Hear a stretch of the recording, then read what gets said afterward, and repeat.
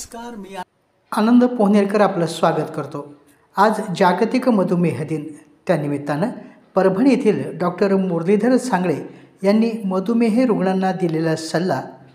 नमस्कार, मी doctor Muralidhar Sangle, Sangle hospital Parbhani येथे physician म्हणून कार्यरत आहे। आज 14 नोव्हेंबर जागतिक मधुमेह दिन।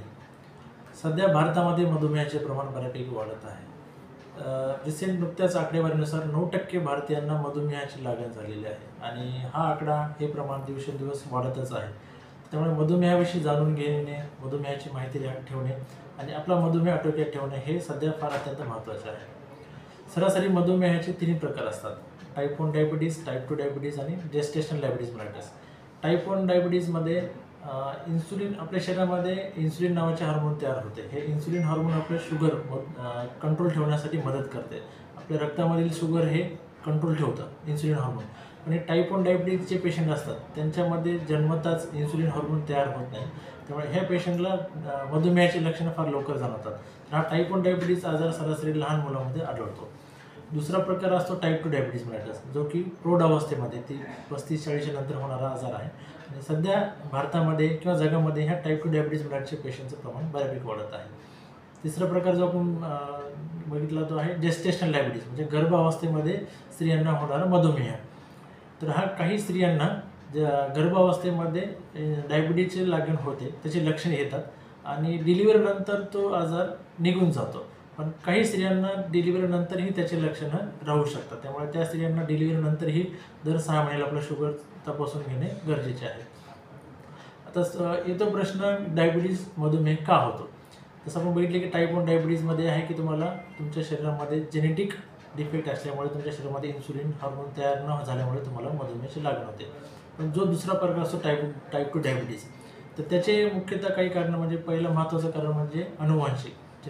तुमच्या जर आईवडिलांना किंवा आजी आजोबांना मधुमेह हा आजार असेल तर त्याच्या पुढील पिढीला मधुमेह होण्याची शक्यता जास्त असते।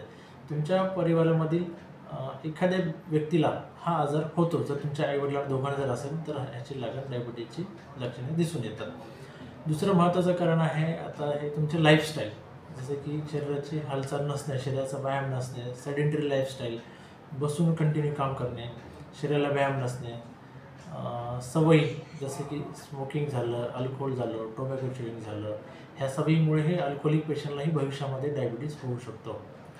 व्यायाम नसणे, स्थूलता आणि आणखी एक महत्त्वाचं म्हणजे फास्ट फूड।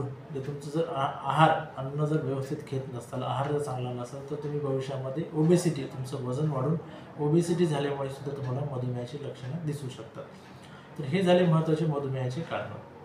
आता मधुमेह झाल्यानंतर काय करायला पाहिजे? ज्यावेळेस तुम्हाला मधुमेहाचे लक्षण काय असतात? मधुमेहाचे लक्षण म्हणजे तुमचं वजन कमी होणे, तुम्हाला लघवी जास्त, वारंवार लघवीला जाणे, तहान जास्त लागणे, भूक जास्त लागणे, हातापायाला सुन्नपणा येणे, चक्कर येणे, तर हे प्रकर्षाने जाणवणारे मधुमेहाचे लक्षण आहेत। तर तुम्हाला ह्यापैकी कुठली लक्षणं असतील किंवा तुम्हाला वाटत असेल की मला मधुमेहाचे लक्षण आहेत किंवा माझ्या आईवडिलांना फॅमिली हिस्ट्री आहे, तर मधुमेहासाठी तपासणी करून घेणं गरजेचं आहे। तर मधुमेहासाठी आपण काय करतो? शुगरची टेस्ट करतो, म्हणजे फास्टिंग आणि पोस्ट, जेवणाच्या आधी आणि 1.5 तासात जेवणानंतर तुम्ही ब्लडची तपासणी करून घ्यायची। आणि तिसरी एक टेस्ट असते HbA1c, म्हणजे तुमच्या रक्तातील साखरेची सरासरी। 3 महिन्यामध्ये तुमच्या रक्तामध्ये साखरेची सरासरी किती होते हे आपल्याला लक्षात येतो। तर हे 2 टेस्टमध्ये आपल्याला एक अंदाज येऊन जातो की तुम्हाला मधुमेह आहे की नाही। आता तुम्हाला कन्फर्म झालं मधुमेह आहे तर तुम्ही रेग्युलर मधुमेहाची तुमच्या ब्लडमधील साखरेची तपासणी करून घ्यायला हवी। मधुमेह आटोक्यात न राहिल्यामुळे, कंट्रोल न राहिल्यामुळे तुम्हाला CVA, पॅरालिसिसचा आजार होऊ शकतो, हृदयविकाराचा आजार होऊ शकतो, तुमच्या डोळ्यांची नजर जाऊ शकते, ज्याला की डायबेटिक रेटिनोपॅथी म्हणतात, किंवा तुमच्या किडन्या निकामी होऊ शकतात, ज्याला की डायबेटिक न्यूरोपॅथी म्हणतात।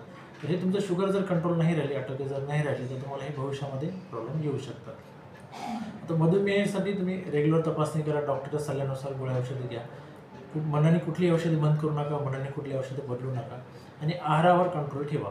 आता येतो प्रश्न की मधुमेहाने काय आहार घ्यायला पाहिजे? मधुमेहासाठी वेगळा आहार असा काही प्रकार नसतो। तुमच्या घरी जे रोज रुटीन आहार बनवला जातो तोच आहार मधुमेह पेशंटही घेऊ शकतात, फक्त त्यामध्ये काही गोष्टी आपल्याला टाळायच्या, जसं की साखरेचे सेवन। जोपर्यंत तुमची शुगर कंट्रोल येत नाही किंवा जोपर्यंत तुम्हाला डॉक्टर सल्ला देत नाही, तोपर्यंत तुमच्या आहारातून साखरेचे प्रमाण कंप्लीट बंद करायला पाहिजे। दिवसातून 3 ते 4 वेळेस थोडे थोडे अन्न घ्यायला पाहिजे। रुटीन व्यायाम ठेवा. उपवास कम्प्लिटली टाळा. मधुमेह पेशंटने उपवास फास्टिंग कम्प्लिटली टाळायला पाहिजे. आणि तुम्ही जर गोळ्या घेत असाल किंवा इन्सुलिन घेत असाल आणि जर तुम्ही फास्टिंग उपवाशी राहिला तर तुमची शुगर एकदम सडन लो होऊन तुम्हाला चक्कर येऊ शकते किंवा तुम्ही बेशुद्ध होऊ शकता. त्यामुळे उपवास प्रकर्षाने टाळा. आहारामध्ये हिरवे पालेभाज्या भरपूर घ्या. कडधान्य भरपूर घ्या. काही व्यक्ती जर मांसाहार नॉन व्हेजिटेरियन डाएट घेत असेल तर ते उकडलेली अंडी तुम्ही घेऊ शकता पिवळा मलक काढून. चिकन किंवा मटण जर तुम्ही घेत असाल तर चिकन तुम्ही 15 दिवसाला महिन्यातून एखाद्या दिवस घेऊ शकता. फिश मच्छीचं सेवन तुम्ही आठवड्यातून एखाद्या दिवस करू शकता. पुढचा येतो महत्त्वाचा प्रश्न व्यायाम. मधुमेह पेशंटसाठी व्यायाम हा फार महत्त्वाचा आहे. दिवसातून 30 मिनिट आणि आठवड्यातून 5 दिवस तुम्ही मध्यम ते हलक्या प्रकारचा व्यायाम जसे की सायकलिंग म्हणा, जॉगिंग म्हणा, स्विमिंग म्हणा, हे व्यायाम तुम्ही प्रकर्षाने करायला हवे. ह्याने तुमचे शुगर कंट्रोल राहण्यासही मदत होते, वजनही कंट्रोल राहण्यास मदत होते आणि जर तुमच्या शुगरमुळे जर कोलेस्ट्रॉल वाढले असेल तेही कंट्रोल आटोक्यात राहण्यास मदत होते. त्यामुळे मधुमेहाविषयी माहिती जाणून घ्या. आपला मधुमेह आटोक्यात ठेवा आणि हेल्दी लाईफस्टाईल जगा, निरोगी आयुष्य जगा. धन्यवाद.